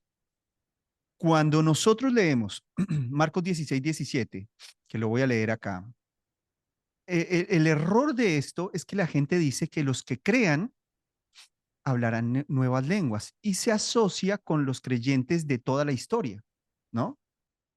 Entonces el texto dice así, versículo 14. Finalmente se apareció a los 11 mismos, Jesús, a los discípulos, estando ellos sentados a la mesa y les reprochó su incredulidad y dureza de corazón porque no habían creído a los que le habían visto resucitado. O sea, acá los incrédulos son los discípulos, los apóstoles, ¿no? Y el versículo 15 dice, y les dijo, id por todo el mundo y predicad el evangelio a toda criatura. Entonces los discípulos habrán dicho, bueno, pero ¿cómo hacemos esto si solo sabemos una lengua? Bueno, entonces ahí es donde entra el versículo 17, dice, y estas señales seguirán a los que creen. O sea, de entre ustedes 12, los que crean en este mensaje, que este mensaje realmente es para salvación a las naciones, en mi nombre echarán fuera demonios, hablarán nuevas lenguas, tomarán en las manos serpientes y si bebieren cosa mortífera no les hará daño, sobre los enfermos pondrán sus manos y sanarán. Entonces, fíjate que acá las señales iban a seguir a los que creen de los discípulos. Por eso el versículo 19 es concluyente, dice así, y el Señor, después que les habló, fue recibido arriba en el cielo y se sentó a la diestra de Dios, y ellos saliendo predicaron en todas partes, ayudándoles el Señor y confirmando el Señor la palabra, ese mensaje, con las señales que la seguían, confirmando el Señor la palabra de quienes, de los apóstoles, con las señales que le seguían. Entonces acá es muy claro, muy claro que este don de hablar en lenguas era para que los discípulos fueran para a todo el mundo y predicaran el evangelio, que esto no era tampoco para todo el mundo. Por eso el milagro de Hechos 2 fue un milagro idiomático. Acá no estaban en Hechos 2 diciendo Rabasaya y toda esta historieta. No, ellos estaban llevando el evangelio. Las lenguas eran para predicar el evangelio a toda criatura. Y el que creyera de los apóstoles en ese evangelio, en ese Cristo resucitado, ellos como respaldo de ese mensaje iban a hablar nuevas lenguas, a echar fuera demonios, a beber cosa mortífera sin que les hiciese daño. Pues hoy en día nadie hace la de tomar cosa mortífera, ¿no? Hablan en lenguas que son completamente incomprobables, diciendo que son lenguas galácticas y bueno, así cualquiera, con milagros incomprobables cualquiera. El problema, como te dije, es que este texto lo interpretan como que es para todos los creyentes de la historia, pero en realidad ese texto está dirigido a los apóstoles, no está dirigido a nadie más. Claramente los apóstoles tenían un mensaje que dar a conocer. O sea, con los apóstoles, ellos ya empezaron a confeccionar la doctrina final. Si bien es cierto, los profetas fueron hasta Juan el Bautista, los apóstoles tenían el trabajo de explicar que Jesús era la promesa de todo el antiguo pacto. Jesús era el profeta esperado, Jesús era el rey esperado, Jesús era el Dios esperado, Jesús era todo lo que Dios quería hacer con la humanidad. Jesús era el juicio de Dios, Jesús era la justicia de Dios, Jesús era la salvación de Dios. Entonces ellos tenían que confeccionar esa doctrina porque Jesús nunca escribió nada.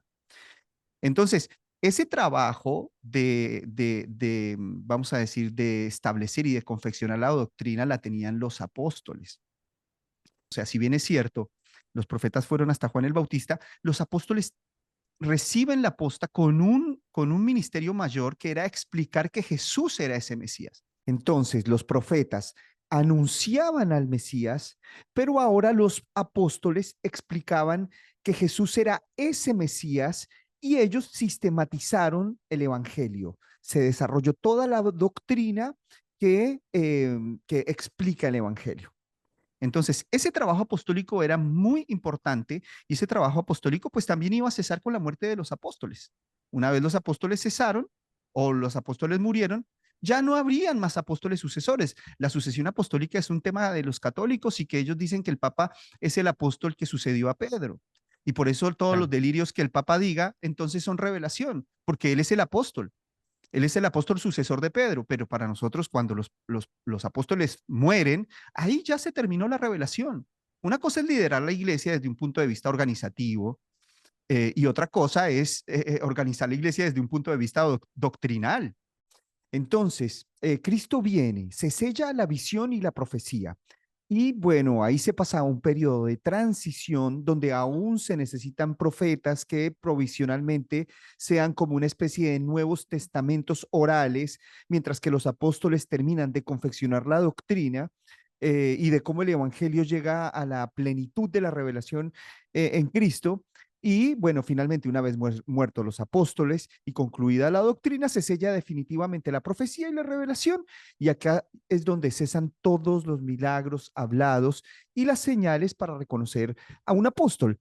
Por eso, Claro, y eh, todo lo que vamos sumando también, por ejemplo, en 2 Corintios 12:12 nos habla acerca de las señales de los apóstoles, Hechos de los Apóstoles 2:42 nos habla de que perseveraban en la doctrina de los apóstoles, que hacían señales y maravillas, era especial de los apóstoles, Efesios 2:20, el fundamento de los apóstoles. Entonces, constantemente estamos viendo de que hay algo especial en ellos, pero el problema es que muchas personas dicen, no, yo soy igual que un apóstol. Y ya que está, somos igual que Jesucristo. Si tengo a Jesucristo, yo puedo hacer las mismas cosas. Y ahí ya caemos en este grave error donde después se darán cuenta que no son nada de lo que creen ser. sí, sí, sí, no, lamentablemente es un desastre y la revelación progresiva y el cese de la revelación es una protección de Dios para que combate las mentiras humanas. Yo lo digo siempre así. El cese de la revelación, el hecho de que Jesús fuera el sello de la profecía y ahí se acabara la revelación, eso es una protección de Dios para su pueblo en contra de la mentira humana, en contra de la mentira humana. Y esto es algo que debemos entender y es algo que debe quedar muy bien establecido en la mente del cristiano legítimo. Dios nos está protegiendo de la mentira humana al haber sellado la profecía y la revelación. Muy bien. Y hay personas que por ahí hagamos de cuenta que, bueno, que doctrinalmente, teológicamente entiendan esto. ¿Y qué pasa si alguna persona te dice, mira, Camilo, yo hablo en lengua, no sé, yo cuando estoy solo hablo y... ¿Qué sería eso cuando vemos las personas que te dicen sinceramente que hablan en lenguas? O que Bueno, tienen algún balbuceo o algo. ¿Qué podemos entender? Porque si ya decimos que ya cesó todo y ahora continúa y hay personas sinceras que te pueden asegurar de que hablan en lenguas y ahí, bueno, ya exceda lo que es lo que doctrinalmente podemos decir esto, pero ante esta situación, ¿qué sucedería? ¿Qué acontece? bueno, volvemos al punto en que nosotros no nos conocemos a nosotros mismos y nuestros sentidos nos engañan. Yo me acuerdo que cuando era niño, una vez nunca había visto estar de noche, o sea, era como que yo me dormía, era de noche, me despertaba, era de día, pero nunca me desperté al otro día y seguía de noche. Entonces me acuerdo que Claro. estaba entrando, creo que a la primaria, algo así, y entonces le digo a mi mamá, mamá, todavía es de noche. O sea, es como que me faltaba, yo le estaba diciendo que me faltaba dormir toda la noche. mi mamá me hace entender, no, ya es el siguiente día. Suponte que me acosté un domingo, mi mamá me dice, no, ya es el lunes. Y para mí eso fue revelación. ¿Cómo puede ser que esté de noche y sigas y ya sea el otro día? Entonces mi mamá me explicó todo el tema del sol y bueno, la historia es. Entonces para mí, en mi comprensión de niño, no podía entender la realidad del cambio de día, del cambio de calendario. Y yo tenía una interpretación de la realidad errada, pero era sincero. Yo le decía, mamá, todavía es domingo. Entonces, y yo no estaba mintiendo. Estas personas no mienten, estas personas tienen información falsa, que eso es otra cosa, ¿no? Porque muchas personas son sinceras cuando una persona sueña, una persona no está mintiendo. Lo que está diciendo es cosas falsas cuando le da una interpretación teológica a ese sueño que no coincide con las escrituras. Claro. Entonces, a todas estas personas del movimiento carismático que dicen tener estas experiencias, no podemos tratarlos de mentirosos, los que son legítimos, porque hay gente que Claro, es sí, sí, sí, sincera, sí. los sinceros. No podemos decirles que son mentirosos, porque ellos están diciendo la verdad. Ellos lo que no tienen es la información correcta, o sea, ellos están sinceramente equivocados. Pero para que una persona pueda reconocer su equivocación, y que la verdad está por encima de su sinceridad, esa persona tiene que ser humilde, porque sin Ujú. humildad aquí no lo va a aceptar nadie, nadie lo va a aceptar en absoluto. Entonces, es como que un niño me dijera 2 más 2 es 5. Él está siendo sincero, él está haciendo una afirmación y él no lo puedo acusar de mentiroso porque la mentira pues ya es una acusación moral y es cuando alguien da una información falsa conscientemente para engañar. Eso es la mentira, es algo ético, es algo moral. Pero una falsedad o una falacia ya es algo que tiene que ver con un error en el intelecto. Para esto hay que tener humildad y reconocer que he fallado, ¿no? Entonces es importante tener en cuenta esto a la hora a la hora de abordar estas personas que dicen ser sinceras Sí. con estas experiencias. Hay que decirles, bueno, sí, eres sincero, está bien, pero mira, esto debe entenderse de esta manera. Hoy ya es lunes, ya el domingo fue. Sí, totalmente. Y bueno, mira, hay algo que a mí, dentro de todas estas emociones o estas cosas psicológicas que aplicaban, yo cuando llegué a este tipo de iglesias, me decían de que tenía que recibir este don de lenguas para ser salvo y para estar lleno del Espíritu Santo. Eh, el hablar en lenguas es señal de estar, a ver, el don de lenguas es una señal de que yo ya soy convertido, de que soy un hijo de Dios o que tengo salvación, porque esta es la doctrina que están enseñando constantemente, que hablan de que ya el hablar en lenguas lleno del Espíritu Santo. Que Bueno, es totalmente falso. Esto es doctrina wesleyana. Esa doctrina nace en 1900. Esa doctrina de que la visitación del Espíritu Santo y las lenguas son señal de salvación, esto viene de mano de Wesley y con toda la influencia del pentecostalismo. Esto no es real. La Biblia dice categóricamente que no todo el mundo tiene todos los dones, sino que el Espíritu Santo reparte a cada uno según sea su voluntad. Entonces, no es una señal de salvación. La señal de que una persona es salva es el fruto del Espíritu Santo, no los dones. Los dones, hay personas que no pueden tener ni un solo don. Por ejemplo, Juan el Bautista, ni uno solo, no hizo milagros. La Biblia no describe que él haya hecho señales de ningún tipo, pero la Biblia dice que él es uno de los más grandes en el reino de los cielos. ¿Me hago entender? Porque él estaba explicando que Jesús era el Cordero de Dios que venía al mundo a salvar, ¿no? Entonces, la salvación nunca debe ser apoyada sobre dones, sino que debe ser apoyada o percibida o comprobada o legitimada sobre el fruto, ¿no? El mismo Señor Jesucristo, tú nunca lo ves hablando en lenguas, estas lenguas Sí, sociales. en un debate me dijeron de que el Señor Jesucristo, cuando dijo Elí, Elí, lama sabactani, estaba hablando en lenguas, Y bueno, pero eso en es griego. arameo, o sea, ahí Sí, se bueno, pero contradice. claro, Bueno, y lo que está. ahí se contradice porque eso estaba hablando arameo, no estaba hablando todas esas chifladuras de hoy en día. Por eso hay que hacer una distinción entre lo cultural actual y las lenguas de la Biblia, que son idiomas. Entonces ahí, es más, se está autorrefutando porque justamente ahí vuelve y se confirma que son idiomas conocidos, porque lo Y que me estaba puedes, diciendo el señor es arameo. sí, y esto es lo que más causa confusión. ¿Me puedes aclarar bíblicamente lo que significa la llenura del Espíritu Santo y el bautismo del Espíritu Santo? ¿O es lo mismo? ¿O qué sería esto? Porque Bueno, acá es donde vienen las confusiones y donde te meten estas doctrinas que... bueno, el bautismo debe asociarse con el nuevo nacimiento, ¿no? Con la regeneración. En Hechos coincidió que algunos hablaron en lenguas cuando fueron bautizados, cuando fueron llenos por el Espíritu Santo, que fueron unos eventos muy particulares en este periodo transitorio. Sin embargo, pues bíblicamente entendemos que es posible ser bautizado por el Espíritu Santo y no hablar en lenguas. Juan el Bautista fue lleno del Espíritu Santo y nunca habló en lenguas. De hecho, Pablo mismo dice que no todos los cristianos iban a tener todos los dones. O sea, había gente que no iba a tener don de lenguas, pero sí todos van a ser llenos del Espíritu Santo, ¿no? Porque la llenura debe entenderse como el avance paulatino del Espíritu Santo en una persona que va desvaneciendo esos vestigios de maldad que quedaron eh, y que por eso se requiere del proceso de santificación, ¿no? Porque pues aún debemos ser limpiados.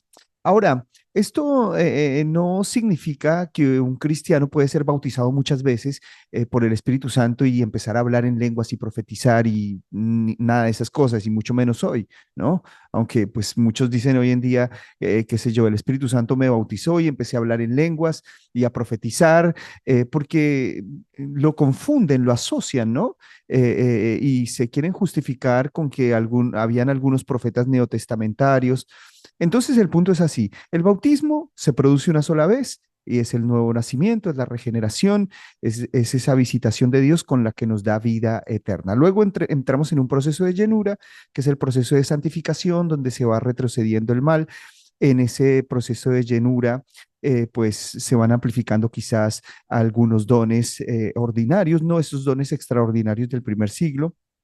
Y esto es importantísimo establecerlo, porque mucha gente dice, bueno, ¿qué pasa con Agabo? ¿Qué pasa con las hijas de Felipe? ¿Qué pasa con estos profetas?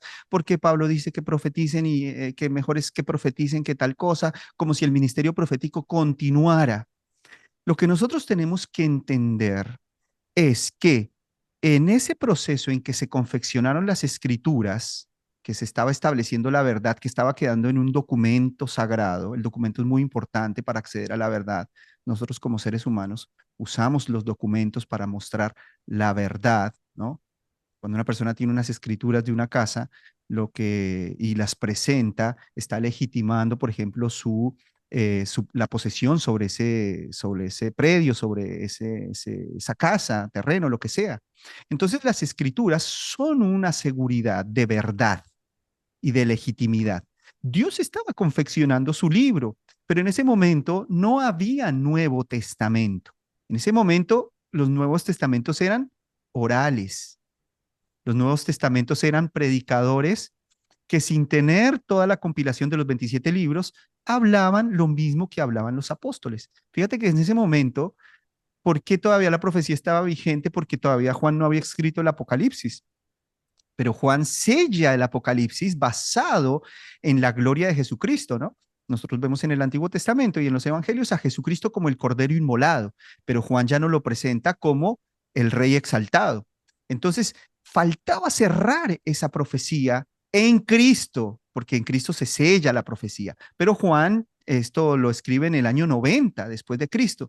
Entonces, en ese periodo donde no estaba completa la doctrina, se necesitaban de nuevos testamentos orales. Esos son los profetas de las iglesias y los que cumplían esta función porque había carencia del documento sagrado. Entonces, Claro, incluso un erudito como Apolo, que no estaba como incompleto, por eso vemos como que él solamente conocía el bautismo en agua y estaban ahí como por la mitad las cosas en ese proceso, ¿no? exacto, entonces se necesitaban a los predicadores humanos que hablaran, pero la Biblia destaca algo, en armonía con los apóstoles, en comunión con las enseñanzas apostólicas, hasta el punto que Pablo les dice, miren chicos, a los Gálatas, si viene un ángel del cielo con otro mensaje que no sea este que se está sellando, ustedes deben considerarlo como maldito.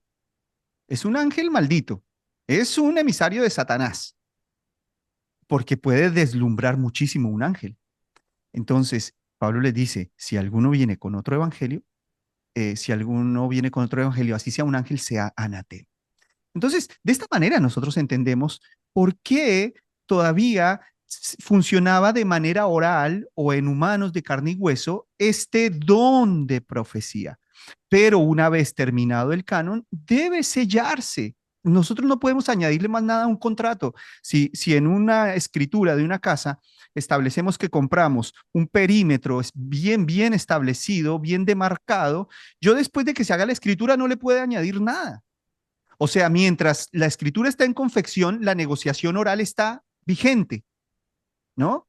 Yo hablo con una persona o negocio con esta persona, con aquella persona, qué sé yo, con el que lo está vendiendo, negocio. El negocio es oral.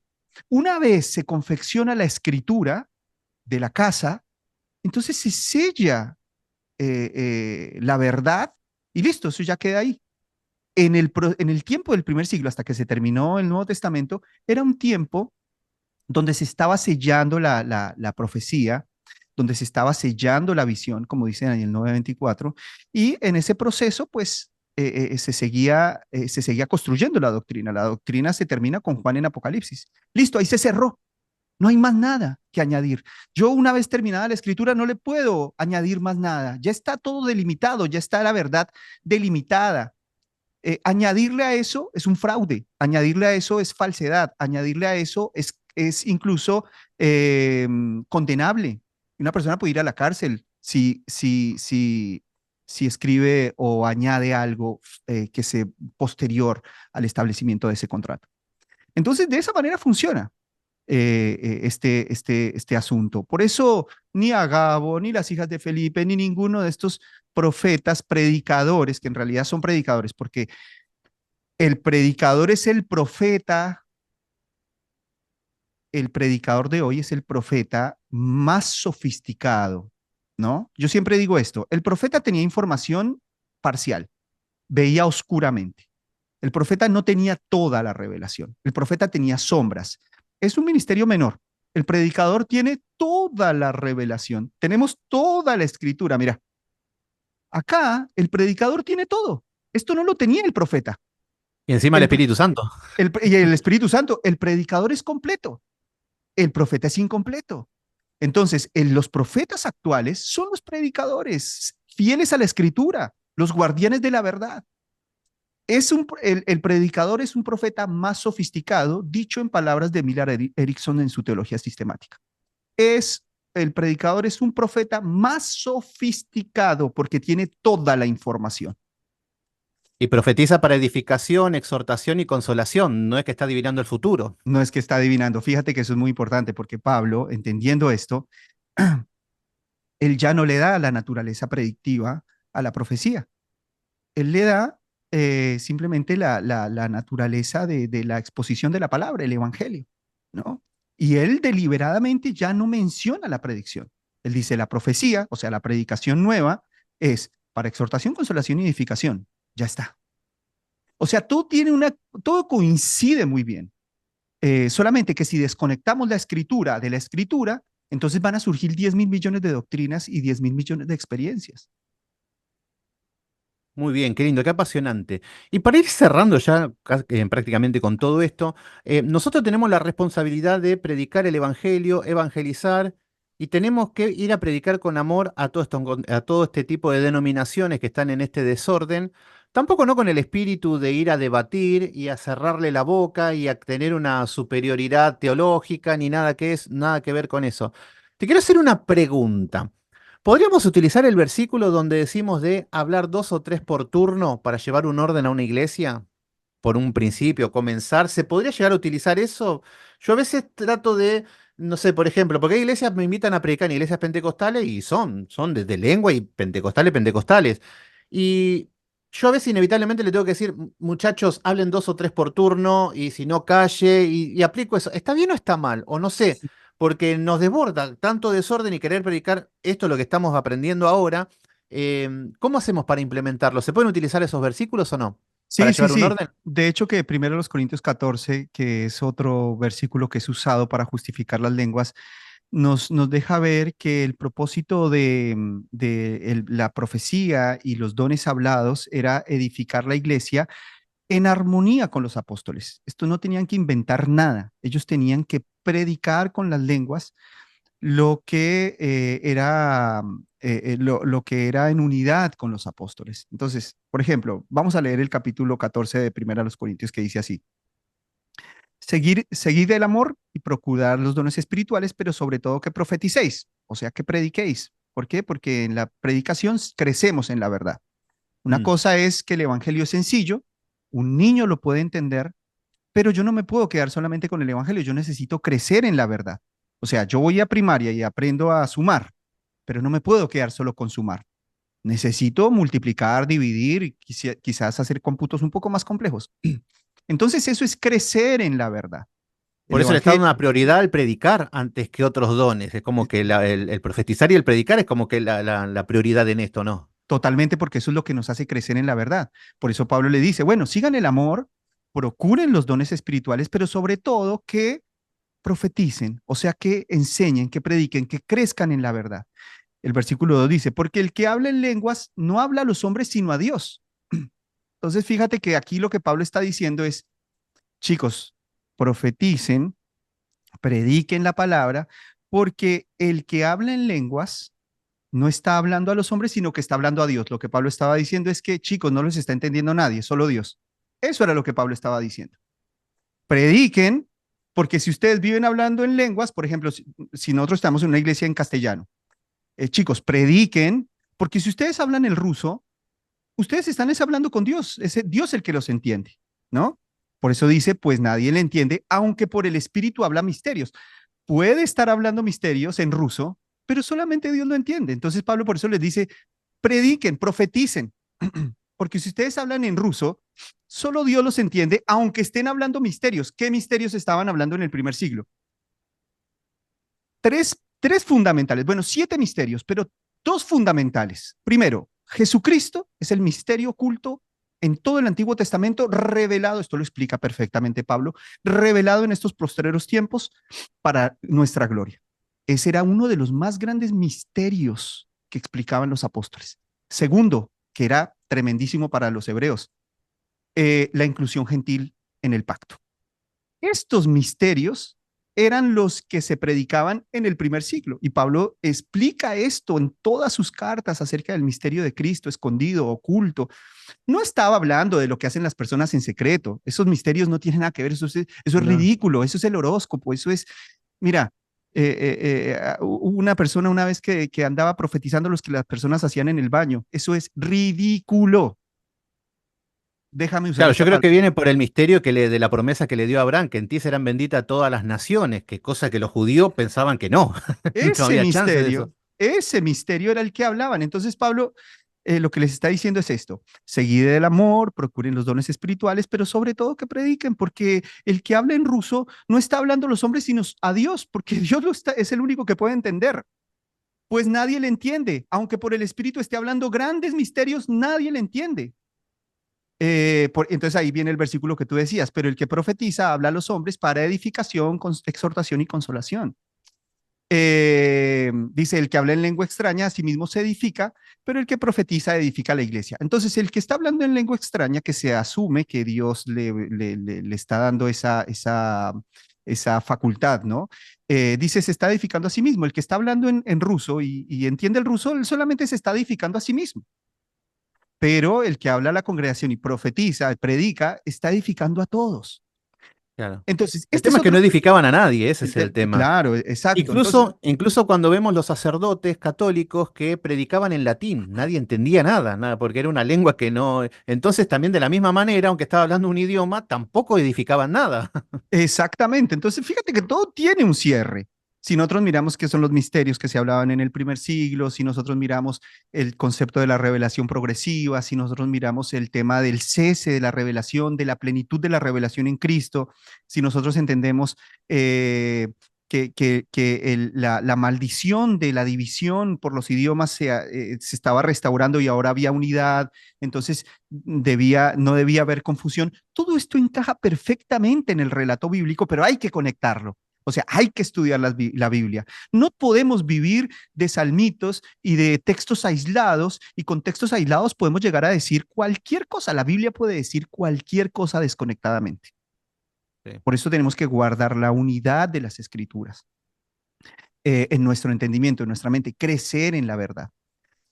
Entonces, mira, para mí el tema de que las lenguas eran idiomas y que las lenguas como don hablado cesaron junto con la revelación es clarísimo. Punto importante en el que venimos hablando que me olvidé de mencionarlo. Dice, seguid el amor, procurad los dones espirituales, pero sobre todo que profeticéis.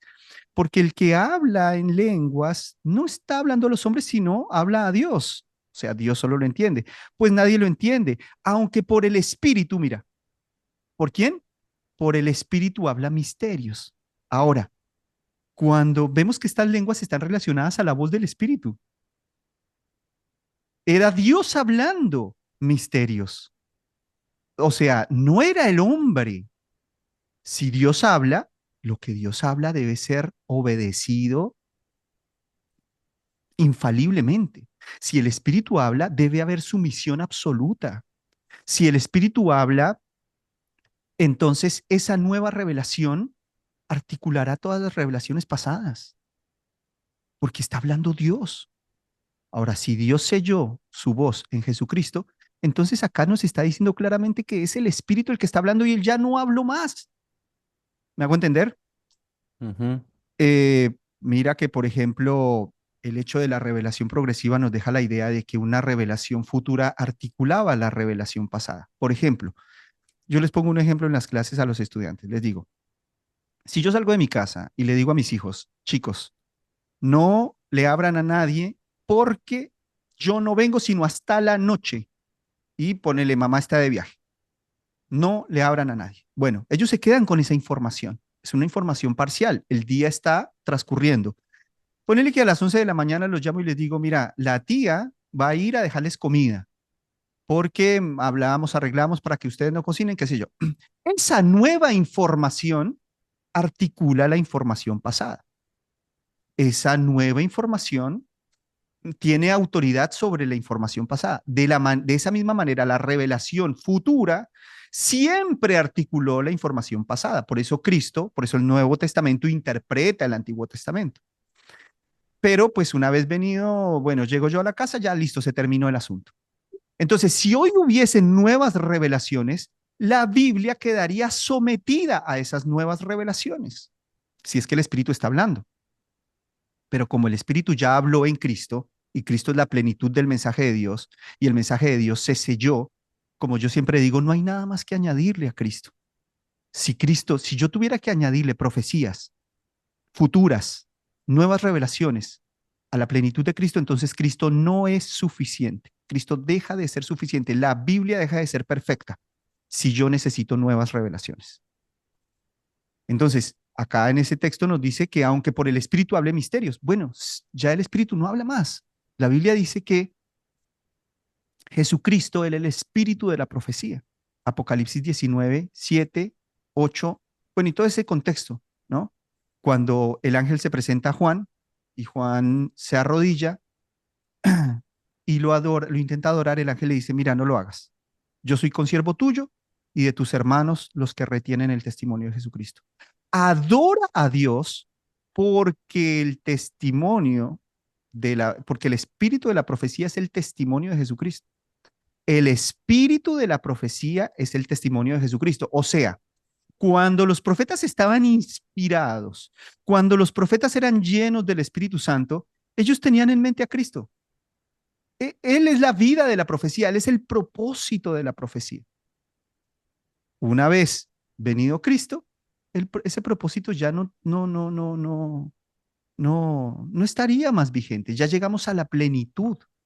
Es como intentar, como decía Spurgeon, volver a la profecía es un retroceso, porque sería como intentar andar guiado con una vela al mediodía. Ya tenemos la luz, el sol de justicia en su plenitud, en Cristo. Entonces, Dios habló. Por eso un gran teólogo, ahora no recuerdo bien el nombre, dijo lo siguiente: hoy ya no podemos decir así ha dicho, así dice el Señor, porque el Señor ya dijo. Hoy en todo caso, si queremos ser bíblicos, tenemos que decir, a mí me parece que así dice el Señor. Muy bien.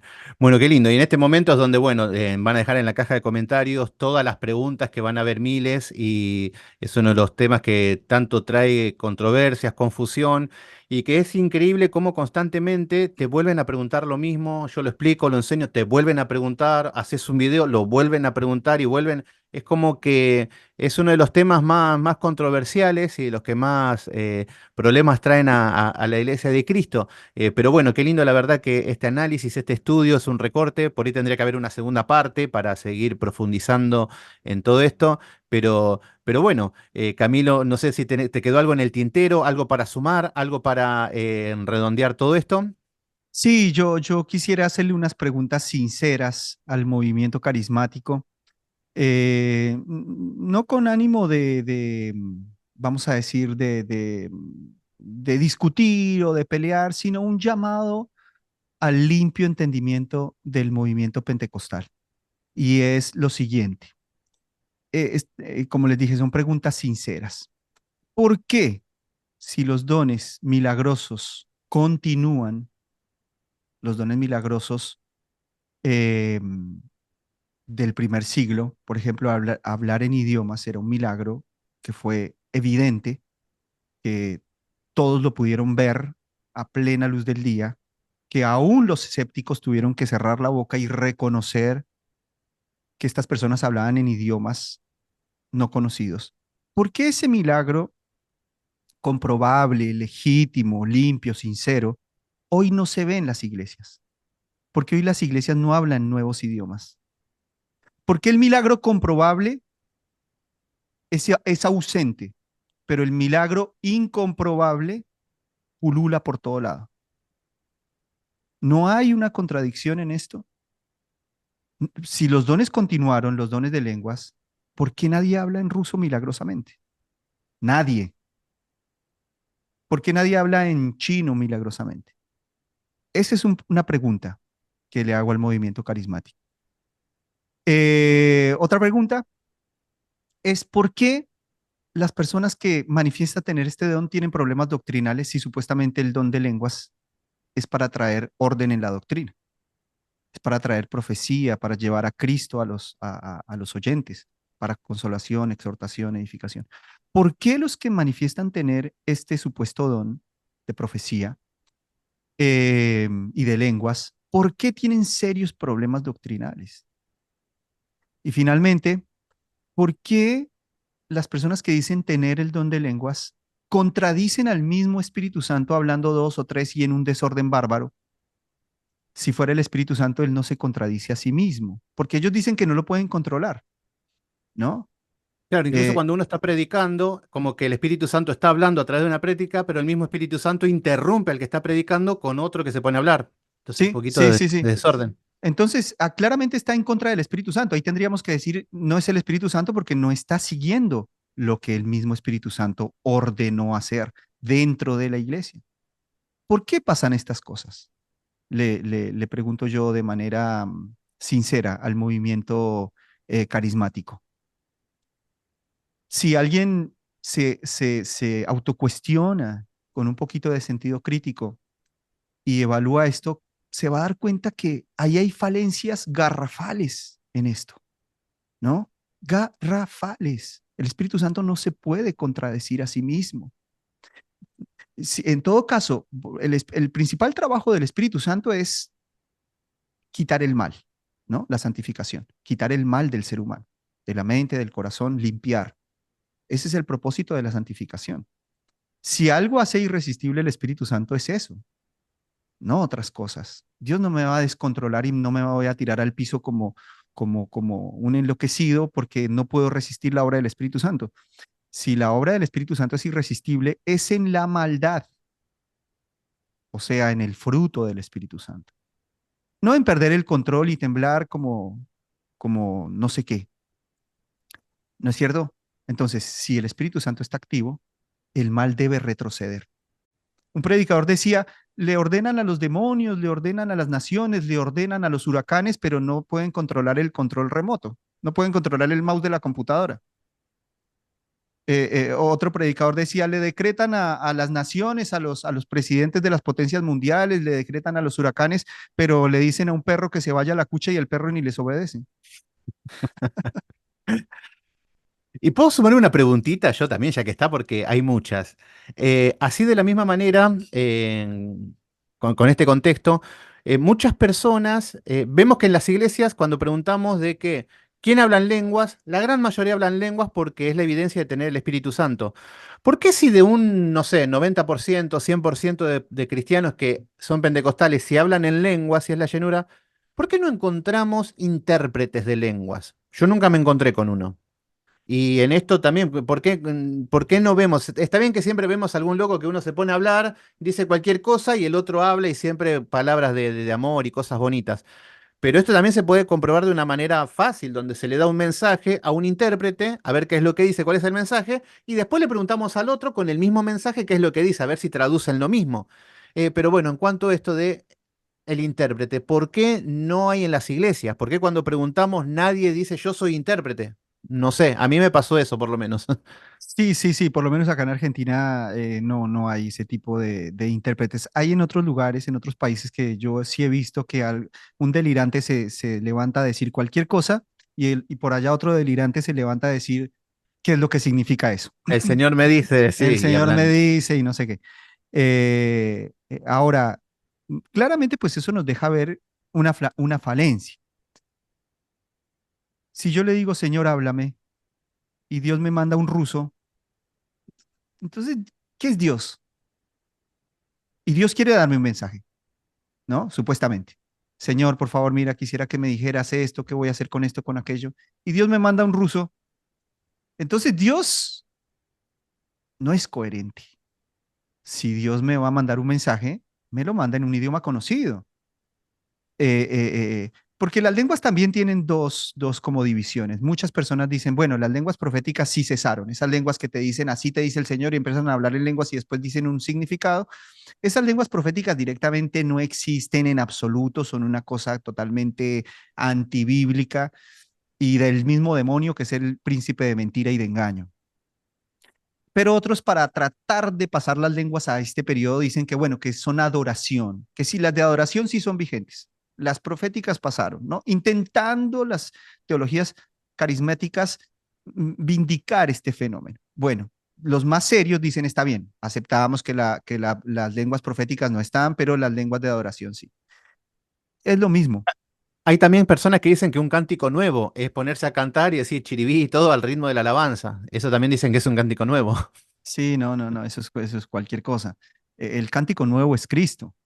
Cristo es lo novedoso de Dios para nuestras vidas. Y Él, como hemos dicho en todo el programa, es la plenitud.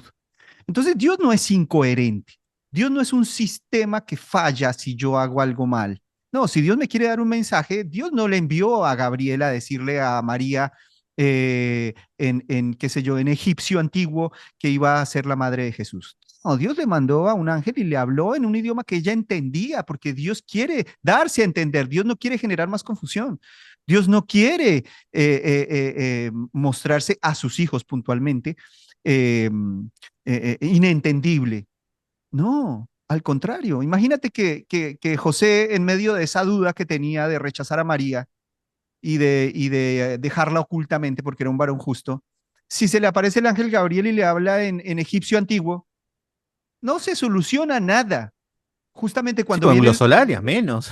Que le claro, diga chiribí, que, rabasaya. que le diga chiribí, chiribí y José se levantaba peor que antes. No, vino y Claro. se le dio un mensaje consistente, coherente.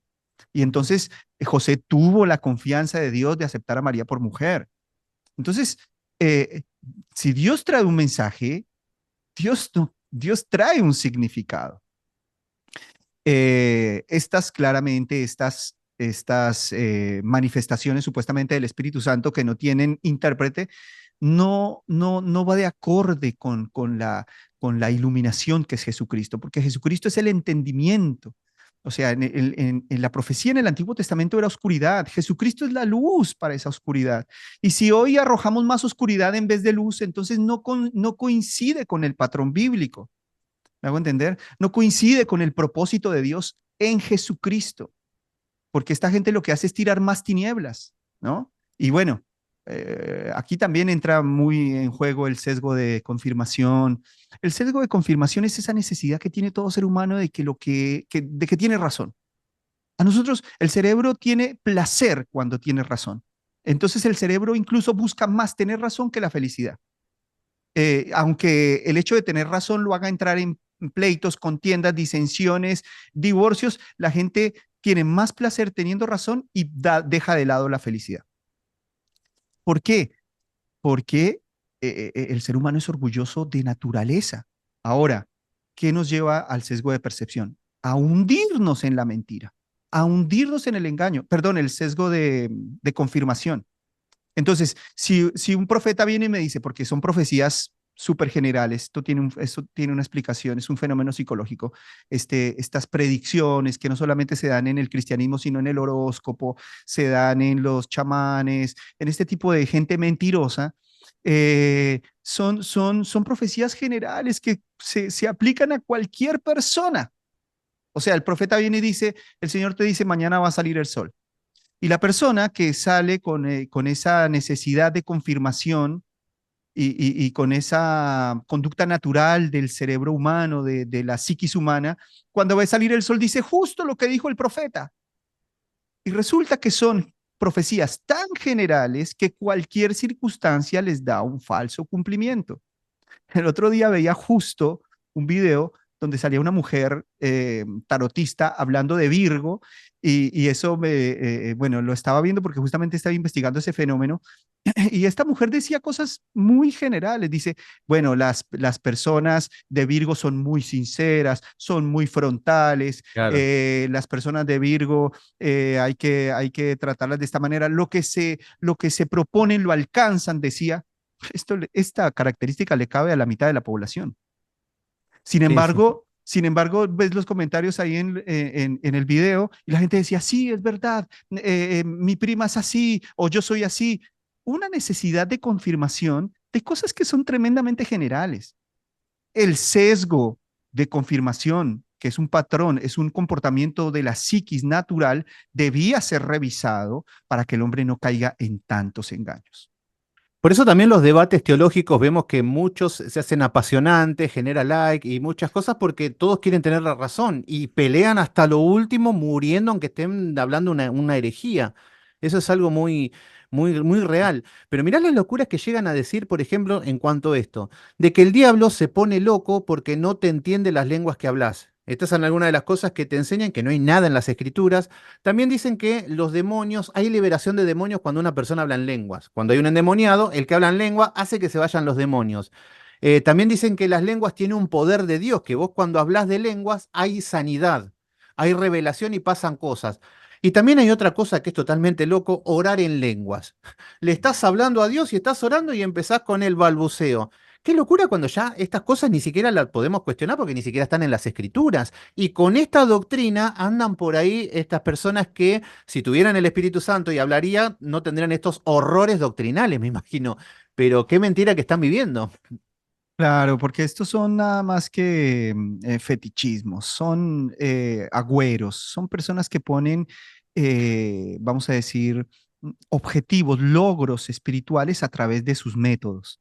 Y esto pues simplemente es dejar de lado la soberanía de Dios, porque Pablo no decía voy a orar en lenguas para que se vaya el demonio. Pablo le hablaba a Dios y le decía, Señor, si es posible, quita de mí este aguijón, este emisario de Satanás que me abofetea a causa de las revelaciones para que no me enaltezca.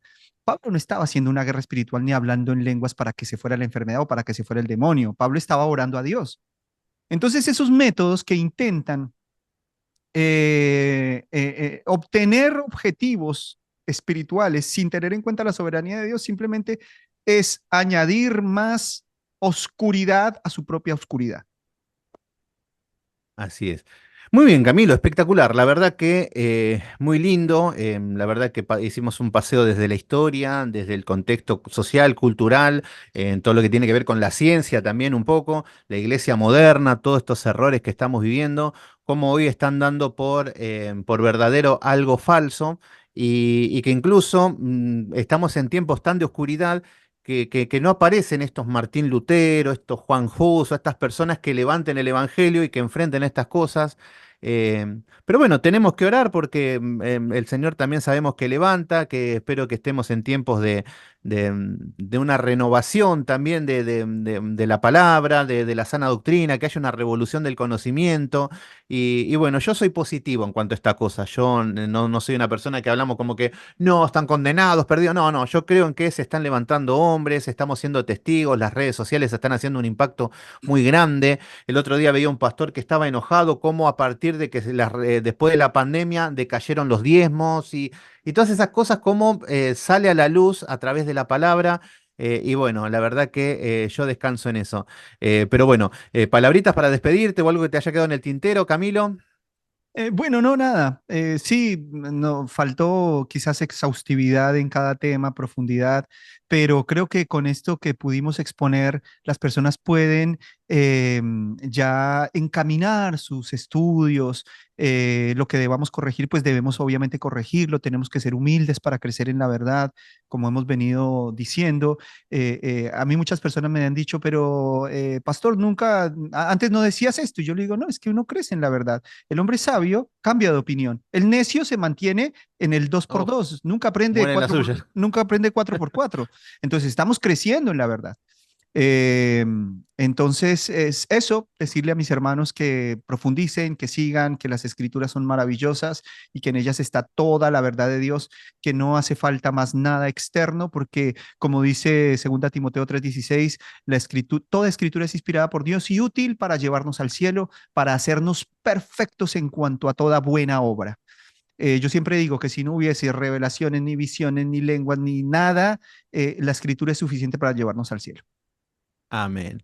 Así es. Así que bueno, mis queridos hermanos, damos por terminado este estudio, como dijo Camilo. Esto nos lleva mucho a desarrollar, incluso a la historia, mucho más profundo y todo. Pero bueno, es un pantallazo general de todo lo que es esta doctrina con fundamento bíblico, histórico, cultural, psicológico, lingüístico. Así que mucha información en poco tiempo. Así que bueno, nos estamos despidiendo y que Dios los bendiga a todos, mis queridos hermanos. Chau, chau. Amén. Chau. Bueno, bendiciones, mis hermanos. Dios les bendiga grandemente.